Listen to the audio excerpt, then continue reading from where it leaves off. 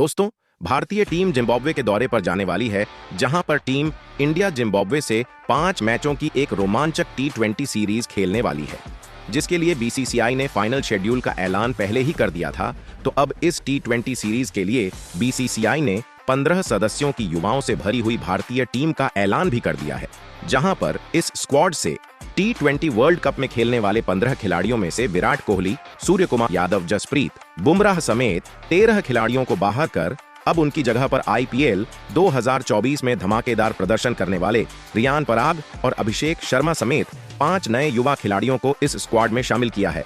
तो वहीं पर IPL में शानदार प्रदर्शन करने के बावजूद भी तेज गेंदबाज मयंक यादव और विस्फोटक बल्लेबाज शशांक सिंह समेत कई युवा खिलाड़ियों को मौका न देकर बीसीसीआई ने हर क्रिकेट फैंस को चौंकाने का काम किया है। तो वहीं पर सूर्यकुमार यादव और हार्दिक पांड्या के भारतीय टीम के स्क्वाड में न होने की वजह से बीसीसीआई ने नए कप्तान और नए उप कप्तान के साथ भारतीय टीम को जिम्बाब्वे के दौरे पर भेजने वाली है। जी हां दोस्तों, इससे पहले टीम इंडिया पिछले साल जिम्बाब्वे के दौरे पर गई थी, जहां पर टीम इंडिया ने 3-0 से T20 सीरीज अपने नाम किया था। लेकिन इस बार सीनियर खिलाड़ियों के न होने की वजह से टीम इंडिया की युवा ब्रिगेड के लिए यह सीरीज इतना आसान नहीं होगा। तो दोस्तों, इस नए वीडियो में हम आपको बताने वाले हैं इंडिया और जिम्बाब्वे के बीच खेला जाने वाला 5 मैचों के T20 सीरीज का क्या होने वाला है पूरा शेड्यूल। वहीं पर दोनों टीमों के बीच इस सीरीज का पहला T20 का मुकाबला कब, कहां और कितने बजे से खेला जाएगा। वहीं पर इसके अलावा बीसीसीआई ने इस T20 सीरीज के लिए कौन कौन से 15 खिलाड़ियों का किया है चयन। तो वहीं पर इस T20 सीरीज के लिए टीम इंडिया की क्या हो सकती है सबसे खतरनाक प्लेइंग 11। लेकिन उससे पहले दोस्तों, आप हमारे वीडियो में नए हो तो टीम इंडिया से जुड़ी हर छोटी बड़ी जानकारी से जुड़े रहने के लिए अपने इस क्रिकेट चैनल क्रिकेट क्लासरूम को सब्सक्राइब दिल से, इस वीडियो को एक लाइक और शेयर करना बिल्कुल ना भूलें। तो दोस्तों, इस वीडियो की शुरुआत करते हैं भारत और जिम्बाब्वे के बीच खेले जाने वाले इस T20 सीरीज के पूरे शेड्यूल से। तो दोनों टीमों के बीच का पहला T20 का मुकाबला 6 जुलाई को, तो दूसरा T20 का मुकाबला 7 जुलाई को, वहीं पर तीसरा T20 का मुकाबला 10 जुलाई को और चौथा T20 का मुकाबला 13 जुलाई को, वहीं पर पांचवा और आखिरी T20 का मुकाबला 15 जुलाई को भारतीय समय अनुसार शाम 4:30 बजे से खेला जाएगा। तो दोस्तों, अब अगर भारत और जिम्बाब्वे के बीच खेले जाने वाले इस T20 सीरीज के लिए भारतीय टीम के नए कप्तान और नए उप कप्तान की बात करें, तो सूर्यकुमार यादव और हार्दिक पांड्या के इस दौरे में न होने की वजह से बीसीसीआई ने शुभमन गिल को भारतीय टीम का नया कप्तान बनाया है। तो वहीं पर ऋतुराज गायकवाड़ को टीम इंडिया के उप कप्तान की जिम्मेदारी दी गई है। वैसे दोस्तों, आप कमेंट कर बताओ भारतीय टीम का T20 फॉर्मेट का सबसे बेहतरीन और शानदार कप्तान है कौन। तो दोस्तों, अब बात करते हैं भारत और जिम्बाब्वे के बीच खेले जाने वाले T20 सीरीज के लिए चुने गए 15 सदस्यों की खतरनाक भारतीय स्क्वाड से, जिसे बीसीसीआई ने इस सीरीज के लिए चुना है।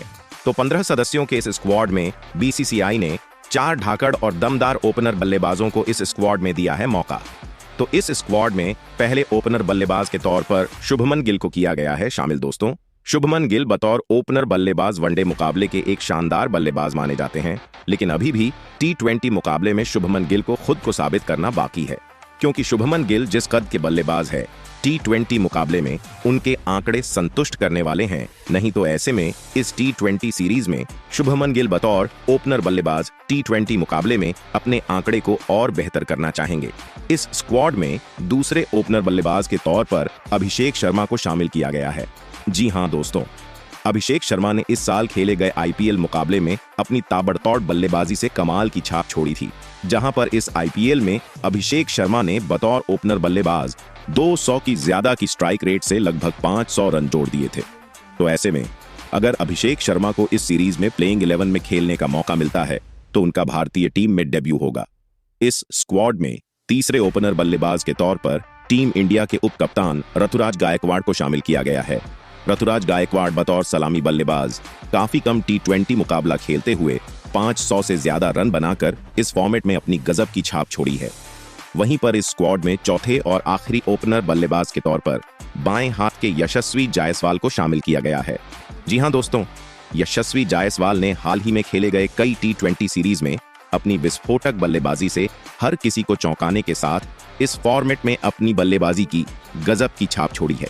वैसे दोस्तों, आप कमेंट कर बताओ, शुभमन गिल, ऋतुराज गायकवाड़, अभिषेक शर्मा और यशस्वी जायसवाल में जिम्बाब्वे के खिलाफ किन दो ओपनर बल्लेबाजों को करनी चाहिए भारतीय पारी की शुरुआत। इस स्क्वाड में मिडिल ऑर्डर बल्लेबाजों की बात करें तो बीसीसीआई ने दो बेहतरीन मिडिल ऑर्डर के बल्लेबाजों को दिया है मौका, जो कि मिडिल ओवरों में तेजी से रन बनाने का काम बखूबी कर सकते हैं। तो इस स्क्वाड में पहले मिडिल ऑर्डर बल्लेबाज के तौर पर रियान पराग को शामिल किया गया है, जिन्होंने बीते आईपीएल में अपनी धमाकेदार बल्लेबाजी की गजब की छाप छोड़ी थी, जिस वजह से इनका चयन इस T20 सीरीज के लिए हुआ है, जहां पर इस आईपीएल में रियान पराग ने मिडिल ऑर्डर में तेजी से रन बनाते हुए 500 से ज्यादा रन जड़ दिए थे। वहीं पर इस स्क्वाड में दूसरे बड़े मिडिल ऑर्डर बल्लेबाज के तौर पर बाएं हाथ के रिंकू सिंह को दिया गया है मौका। हम सब रिंकू सिंह को बतौर फिनिशर बल्लेबाज तेजी से रन बनाने के लिए जानते हैं, जिन्होंने पिछले कई T20 सीरीज में बतौर फिनिशर बल्लेबाज लगभग 200 के तेज तर्रार स्ट्राइक रेट से रन बनाते हुए भारतीय टीम को कई मुकाबले में जीत दिलाई है। वहीं पर दोस्तों, इस स्क्वाड में अगर विकेटकीपर बल्लेबाजों की बात करें तो बीसीसीआई में दो युवा विकेटकीपर बल्लेबाजों को इस स्क्वाड में दिया है मौका। तो दोस्तों, इस स्क्वाड में पहले विकेटकीपर बल्लेबाज के तौर पर संजू सैमसन को किया गया है शामिल। हालांकि संजू सैमसन के आंकड़े T20 मुकाबले में उतने बेहतर नहीं हैं, तो जरूर संजू सैमसन इस सीरीज में ज्यादा रन बनाते हुए आगे आने वाले सीरीज में अपनी जगह फिक्स करना चाहेंगे। वहीं पर इस स्क्वाड में दूसरे विकेटकीपर बल्लेबाज के तौर पर ध्रुव जुरैल को शामिल किया गया है, जिन्होंने पिछले 2 आईपीएल में काफी ज्यादा प्रभावित किया था।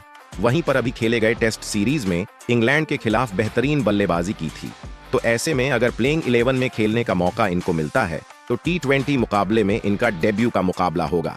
वैसे दोस्तों, आप कमेंट कर बताओ, संजू सैमसन और ध्रुव जुरैल में किसे होना चाहिए टीम इंडिया के प्लेइंग 11 का हिस्सा।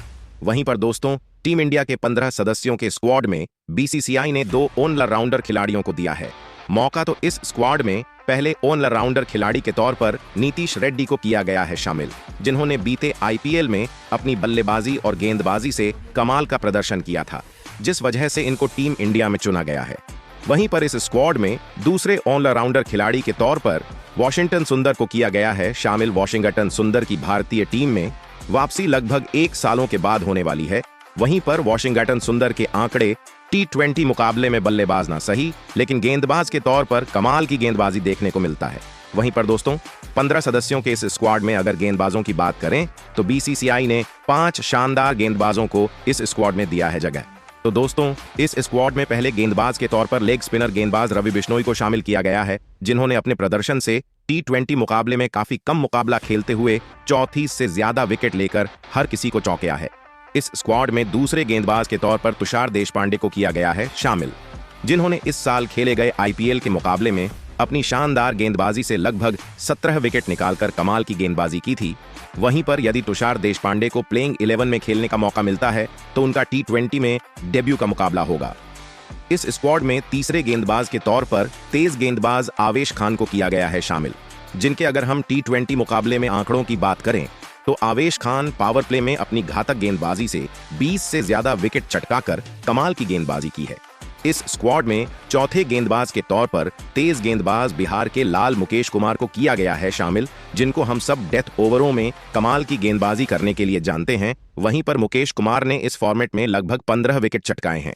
इस स्क्वाड में 5वें और आखिरी गेंदबाज के तौर पर बाएं हाथ के खलील अहमद को शामिल किया गया है, जिन्होंने इस सीजन खेले गए आईपीएल में अपनी बेहतरीन गेंदबाजी की कमाल की छाप छोड़ी थी। वहीं पर T20 मुकाबले में खलील अहमद ने 15 से ज्यादा विकेट चटकाए हैं। तो दोस्तों, आप कमेंट कर बताओ, भारतीय टीम अपनी इस 15 सदस्यों की युवाओं से भरी हुई खतरनाक स्क्वाड के साथ जिम्बाब्वे के साथ 5 मैचों के T20 सीरीज में कितने मुकाबले जीत सकती है वहीं पर, और किस खिलाड़ी को इस स्क्वाड में बीसीसीआई को देना चाहिए था मौका।